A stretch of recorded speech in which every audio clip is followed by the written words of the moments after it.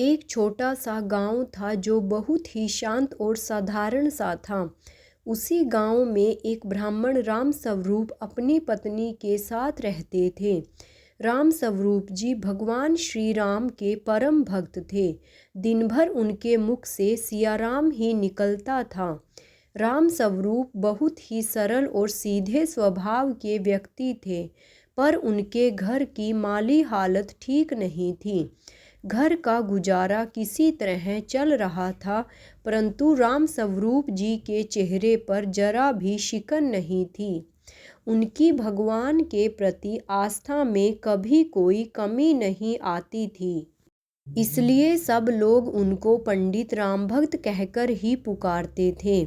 गांव में एक बहुत ही पुराना खंडर सा और बहुत ही छोटा सा राम मंदिर था। पंडित राम स्वरूप उसी मंदिर के पुजारी थे। मंदिर के बगल में ही एक छोटा सा ईंटों का बना कमरा था, वहीं वो रहते थे। दूसरी ओर उनकी पत्नी उनके बिल्कुल विपरीत बहुत ही गुस्से वाली थी। नाम था लीलावती। बात बात पर गुस्सा करना उनका स्वभाव था। भगवान की पूजा पाठ से लीलावती का दूर दूर तक का रिश्ता नहीं था। यहाँ तक कि वो कभी मंदिर में झांकती तक नहीं थी। पंडित राम स्वरूप रोज सुबह सुबह सूर्य उदय से पहले ही उठ जाते और स्नान करके घंटों पूरी भक्ति भाव और श्रद्धा से भगवान की पूजा करते और फिर पत्नी से भगवान के भोग की थाली लगाने को कहते। यह उनकी रोज की दिनचर्या थी।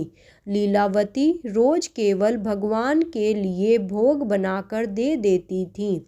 इसके अलावा वो कभी मंदिर में कदम भी नहीं रखती।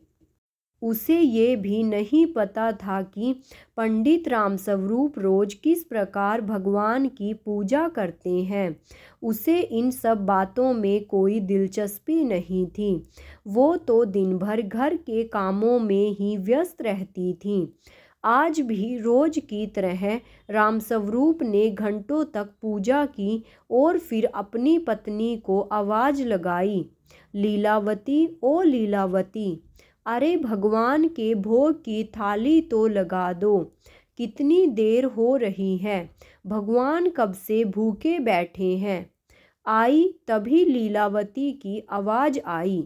थोड़ी देर बाद ही लीलावती ने एक थाली मंदिर के बाहर से ही सरका दी और बोली, लो खिला दो अपने भगवान को खाना। इतना कहकर बड़बड़ाते हुए चली गई। तभी राम स्वरूप की नज़र थाली पर पड़ी। थाली में सिर्फ गुड़ और रोटी ही रखी थी। यह देख उन्हें समझते देर ना लगी कि आज खाने के लिए कुछ नहीं बचा है। पंडित जी ने भगवान से हाथ जोड़कर माफ़ी मांगी और जो रूखा सूखा भोजन था उसी का भोग लगा दिया। राम स्वरूप पूजा करने के बाद जब बाहर आए तो लीलावती आंगन का झाड़ू लगा रही थी, साथ ही कुछ बड़बड़ा रही थी। अरे लीलावती, सुबह सुबह क्यों बड़बड़ा रही हो? कभी कभी भगवान का भी नाम ले लिया करो, थोड़ा पुण्य मिलेगा। राम स्वरूप पंडित ने हंसते हुए लीलावती से कहा। लीलावती लगभग चिल्लाते हुए बोली, तुम ही ले लो पुण्य, हमें नहीं चाहिए। रोज घंटों पूजा पाठ करते हो तो कौन सा भगवान ने तुम्हें तर दिया? घर में खाने को दाना नहीं है, जो था वो भी तुम्हारे भगवान को खिला दिया।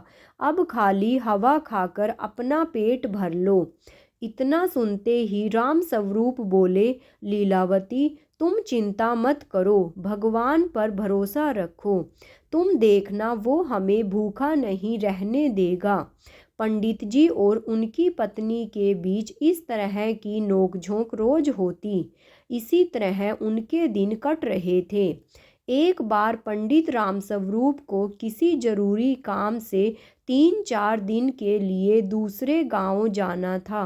पंडित जी बहुत ही परेशान और चिंतित थे कि आखिर उनकी अनुपस्थिति में उनके भगवान का ख्याल कौन रखेगा। परंतु जाना भी जरूरी था। दूसरे दिन पंडित रामस्वरूप ने पत्नी से कहा, देखो लीलावती, मुझे जरूरी काम से दूसरे गांव 3-4 दिन के लिए जाना पड़ रहा है। इस बीच तुम्हें ही मेरे भगवान का ख्याल रखना होगा। उन्होंने पत्नी को यह भी बताया कि उन्हें रोज कैसे भगवान का ख्याल रखना है। तुम रोज सुबह सबसे पहले भगवान को उठाना, उन्हें स्नान कराकर भोग लगाना और रात्रि होने पर उन्हें सुला देना। लीलावती बीच में ही टोकते हुए बोली, हाँ हाँ, मुझे सब पता है, अब जाओ, देर हो जाएगी। दूसरे दिन लीलावती सुबह सुबह उठकर काम करने लगी कि तभी उसे याद आया कि उसे तो भगवान को भी उठाना है। वो मंदिर के अंदर गई और बोली, उठो राम जी, भोर हो गई है, जल्दी उठ जाओ, कहकर वो वापस अपने काम में लग गई। कुछ देर बाद वो फिर मंदिर में गई। उसने देखा भगवान तो अभी भी वहीं के वहीं खड़े हैं। वो फिर बोली, अरे राम जी, सुनाई नहीं देता है क्या? उठो, भोर हो गई है, मुझे और भी बहुत सारा काम करना है। लेकिन फिर भी उसने भगवान में कोई हलचल नहीं देखी। अब तक लीलावती गुस्से में लाल हो चुकी थी। उसने भगवान से कहा, मैं आखिरी बार पूछ रही हूँ, तुम उठते हो या नहीं? लेकिन भगवान अब भी मौन खड़े रहे। अब तो लीलावती का गुस्सा 7वें आसमान पर चढ़ गया था। वो गुस्से में बाहर आई और झाड़ू उठा लाई। भगवान को झाड़ू दिखाते हुए बोली, उठ रहे हो कि नहीं? नहीं तो इसी झाड़ू से तुम्हारी। इतना सुनते ही भगवान राम, सीता माता और लक्ष्मण जी तीनों हाथ जोड़े लीलावती के सामने प्रकट हो गए। उन तीनों को देखकर लीलावती बोली, आ गई ना अकल ठिकाने पर। इसलिए कहते हैं, लातों के भूत बातों से नहीं मानते। तभी श्री राम हाथ जोड़कर बोले, माता, हमारे लिए क्या आज्ञा है? जाओ, कुएं पे जाओ और स्नान कर लो। तब तक मैं भोजन तैयार कर लेती हूँ। और सुनो, अपने वस्त्र भी धो लेना, मेरे पास बहुत काम है। जो आज्ञा माता, कहते हुए श्री राम, माता सीता और लक्ष्मण जी तीनों कुएं की ओर चल दिए। कुछ समय बाद वे वापस आए। तब तक लीलावती खाना बना चुकी थी और उन तीनों का इंतजार कर रही थी। भगवान के आते ही लीलावती ने उन तीनों को भोजन करा दिया और बोली, जाओ, अब मंदिर में बैठ जाओ। इसके बाद वो अपना बाकी का काम निपटाने लगी। रात हुई तो वो मंदिर में फिर गई और बोली, अरे रात्रि हो गई है, सो जाओ, कब तक खड़े रहोगे? दूसरे दिन भी वह सुबह जब उठाने गई और भगवान 1-2 बार उठाने से नहीं उठे, तो वो फिर झाड़ू लेकर आ गई। झाड़ू देखते ही तीनों भगवान प्रकट हो गए और लीलावती के सामने हाथ जोड़कर खड़े हो गए। लीलावती ने फिर उन्हें स्नान के लिए कुएं पर भेजा और भोजन कराकर अपने बाकी के काम निपटाने में लग गई। पंडित रामस्वरूप के आने तक वो रोज इसी तरह भगवान की देखभाल करती रही। पंडित रामस्वरूप जी जब घर आए तो आते ही उन्होंने पत्नी से पूछा, लीलावती, तुमने मेरे भगवान का ख्याल ठीक तरह से रखा कि नहीं? लीलावती बोली, हाँ हाँ, ठीक से रखा। चाहो तो अपने भगवान से ही पूछ लेना। अच्छा तो बताओ, कैसे रखा ख्याल? पंडित रामस्वरूप बोले। लीलावती ने उन्हें बताया, रोज सुबह तुम्हारे राम जी को उठाती थी। पहले दिन उठा उठा के थक गई, पर वो तीनों उठने का नाम ही नहीं ले रहे थे। फिर मैं झाड़ू लेकर आई। जब मैंने झाड़ू दिखाकर डराया तब कहीं जाकर उठे। इतना सुनते ही रामस्वरूप चिल्ला पड़े, लीलावती, ये तुम क्या कह रही हो? तुमने भगवान को झाड़ू से डराया तो क्या करती? वो मेरी बात ही नहीं मान रहे थे। यह सुनते ही पंडित रामस्वरूप सिर पकड़कर बैठ गए। लीलावती ने आगे बताया, उठाने के बाद उन्हें स्नान करने के लिए कुएं पर भेजती थी। उसके बाद भोजन करा देती थी और रात्रि होने पर सुला देती थी।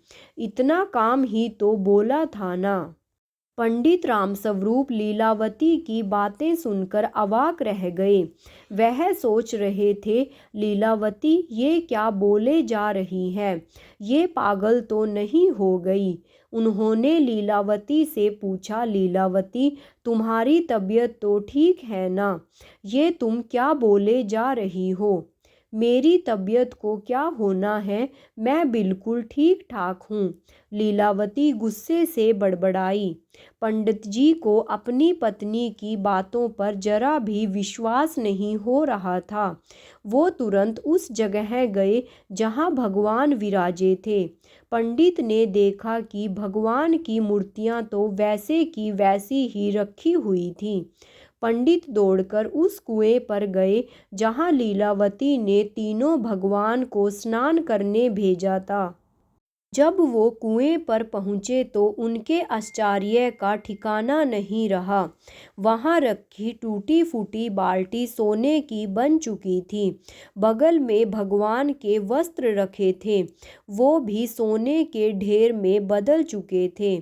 फिर रामस्वरूप भागे भागे उन बर्तनों के पास पहुँचे जिनमें भगवान ने भोजन किया था। सभी बर्तन जिसमें भगवान ने भोजन किया था सोने के बर्तनों में बदल चुके थे।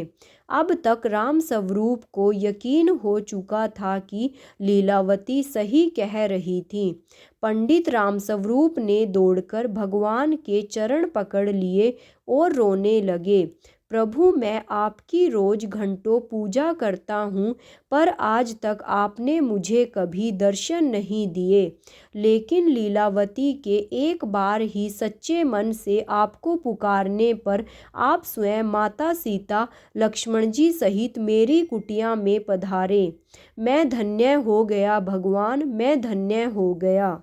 इसलिए कहते हैं, भगवान सदैव निस्वार्थ और सच्ची भक्ति की ही आशा रखते हैं।